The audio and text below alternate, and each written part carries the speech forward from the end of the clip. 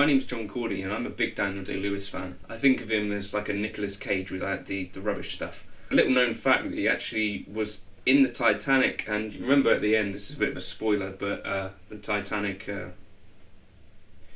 and at the end Jack is hanging onto a door. Daniel Day-Lewis was actually playing that door, and to prepare for the role he was built into the ship for I think around 16 months, even before filming started, and he carried out that role as a door, and he lived as a door for the entire shoot, and I think that's quite incredible.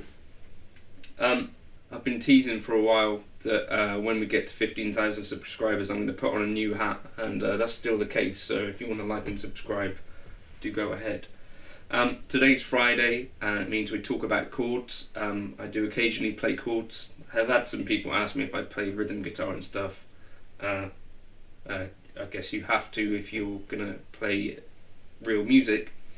It's just on the channel I prefer to focus on lead playing, so that's what I like to do more of. In the jazz stuff and all that, I'm playing chords all the time, so I guess that's rhythm guitar. So yeah, we've been looking at Allan Holdsworth's Home for quite a while, and this is sort of lesson 4 of that, if you want to go back and look for the others, if you're new. But yeah, this section, we start off with this part, and if you remember, you probably don't, but we did do this a semitone above. So if you look, I've written on the sheet, which is on Patreon, notice that this figure is repeated a semitone below and above. Basically, this is what happens. We start with this kind of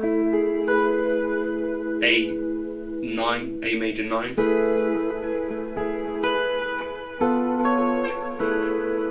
So we've got an A, an E, there's the 7 there, so a G sharp, and a B in the top, the 9, and then a B, an F, an A, and a C sharp, and then this chord, like an E sus4 but starting from the 3rd, so we've got a G sharp, a D, then an F resolving down to an E,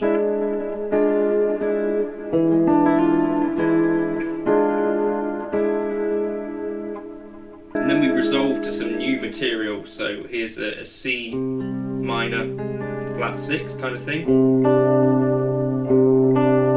with a 9 in there as well. So you could think of this chord in a few different ways. I'm going to suggest it's kind of like an A flat sharp 11 in first inversion. You'd have, there's a 7, there's the root, there's a sharp 11, and your 3rd is in the bass. You could think of it as like a C minor with an A flat in it.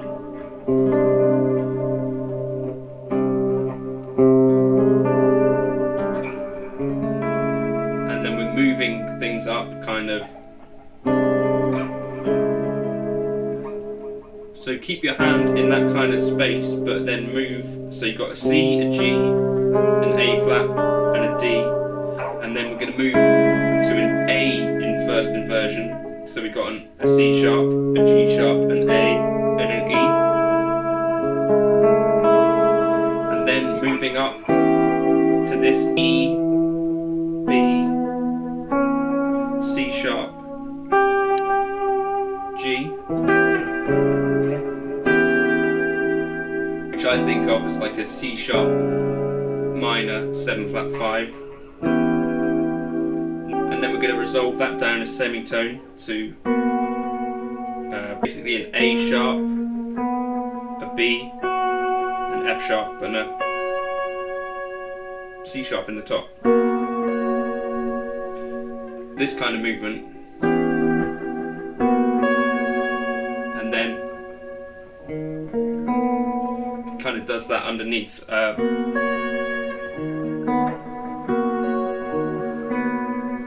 So you might want to hold your pinky down and then just move your index to get that. And then here's the really weird part. So for this, I think he tucks his pick away underneath his index finger, and then we're kind of starting off with a bar on the 9th fret, a C sharp, an F, and then a B, and then an E,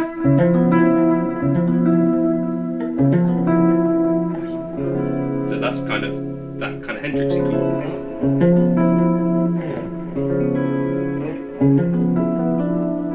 Start off with that, so the C sharp, F, and then on the D string the B, and then the G string you play in an E, and then come back down to the D string, and then hammer on the 12th fret the D.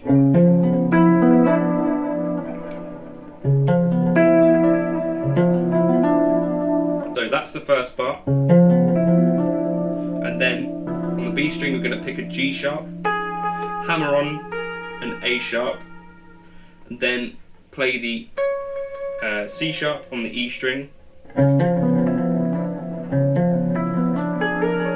So that will sound like. And then what you can do is push that A sharp up to a B and tap on the 15th fret of D. Now you may be able to keep that bar all the way down for all of it like Allan does. I can't, so I have to kind of shift. And then I think he's doing this, so keep your pick tucked and you're tapping the 14th fret, and I think that's the chords. So barring here like a B minor type shape, and then we're playing a G sharp, a B, and an A sharp, and then move that whole shape up.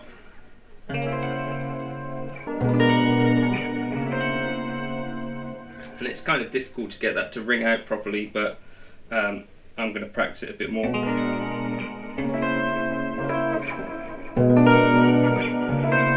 So you're holding with your middle finger and strumming behind it.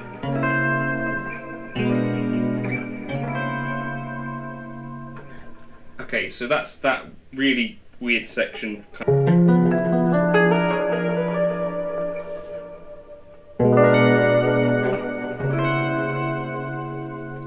A really tricky little part there, and then we come to something normalish, so like a B minor. Really pretty, I think, that part. So a B in F sharp, and then the 9 with a C sharp, and then an E in the top, which you then resolve down to the minor 3rd, which is a D. Pluck the rest of the strings. And then we got this kind of like an A sus4, then like an F sharp, like an F sharp 7 in first inversion, and then this up here, so the 19th fret we got an A, a D, and then an F sharp and a C sharp,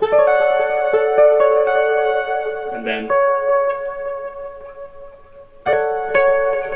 jump all the way down, a B, a G, another B, a D sharp and an F sharp, so it's like a minor major 7 kind of vibe, then like a C sharp 7, and then another super pretty chord. I think of it as like an F minor major 7 but with an A in the bass, so we've got like an A, an F sharp, a C sharp, an E sharp, and then a G sharp, and then you resolve that to an F sharp, so that E sharp then resolves up to an F sharp. So we come to this part then, which we played before, but just a semitone higher.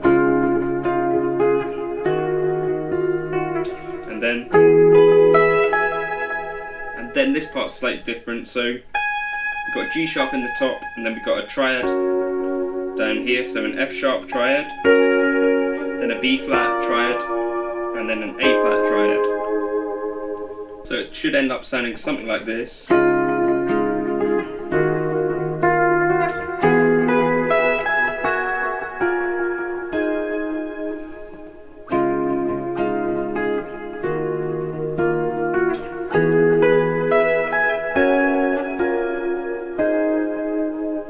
And then he moves into the solo. So I think there's some really, really pretty stuff in there, even if you don't want to learn the whole thing. So that chord,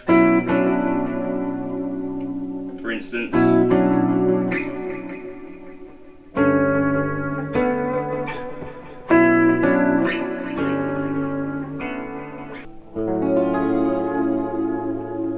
and some of these really cool minor major 7 kind of style voicings, and which you could chuck into something like Autumn Leaves. And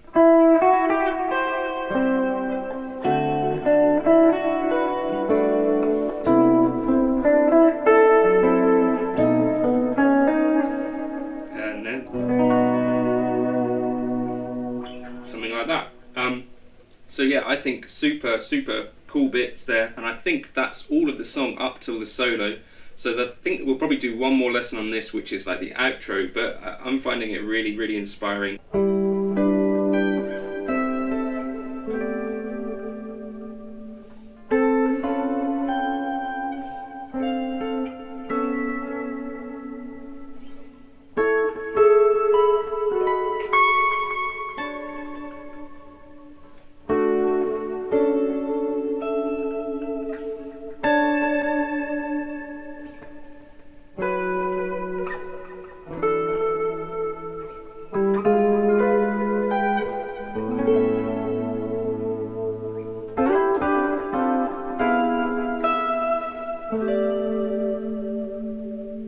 So anyway, yeah, I'm having a load of fun trying to go back and put it all together. It's super challenging and obviously a bit tricky on the old left hand, but I think it's pretty fun. As I say, the tabs for this will be up on Patreon. So we're now all the way up to the solo with the chords written out and all that stuff. So if you want that, go ahead. And one more lesson on this, which will be the outro, which is also super pretty. But yeah, even if you can't play all of it, I think it's worth taking some of those voicings that are more kind of friendly and seeing what you can do with those. There's just loads of really good stuff in there.